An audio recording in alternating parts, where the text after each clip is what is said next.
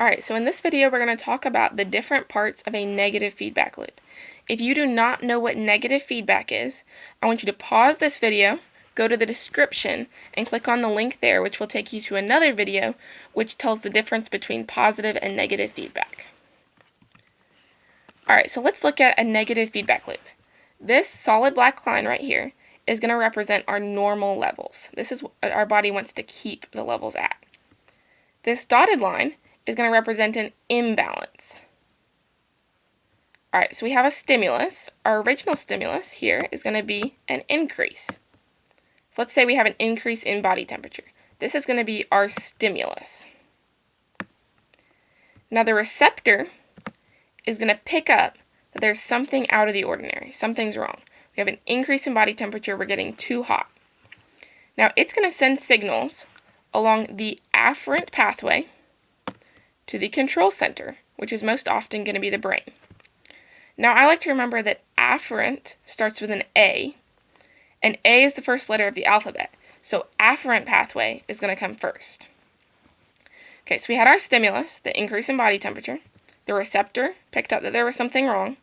It sent a message along the afferent pathway to the control center, which is going to be the brain. Okay, so what is the brain going to do with this information? Well, it's going to send a message along the efferent pathway.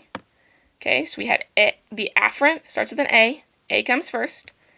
Now we have the efferent pathway. This message is going to travel along the efferent pathway to the effector. And I also like to remember that efferent and effector both start with an E, so those two are going to go together. Alright, so we had our original stimulus was that we were getting too hot. So what do you think the effector is going to be here? What happens when you get too hot? You're going to sweat, right? So our effector here is going to be our sweat glands. And then our response is going to be a decrease in body temperature. So we had an increase in body temperature, and now we're going to have a decrease in body temperature. Right? So we had a stimulus. The receptor picked up the imbalance, sent signals along the afferent pathway to the control center.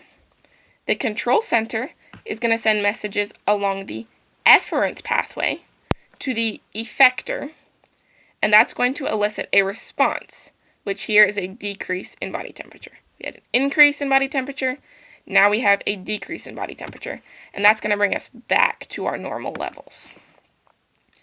Alright, so now let's say our original stimulus is a decrease in something. Let's go ahead and say we have a decrease in blood glucose. Okay, so our receptors are going to pick up that something is wrong, something's out of the ordinary, and we need to do something about that, right? So now it's going to send a message along which pathway?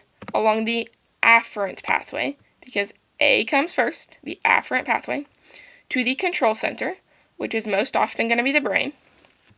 The brain is going to send a message along the efferent pathway to the effector.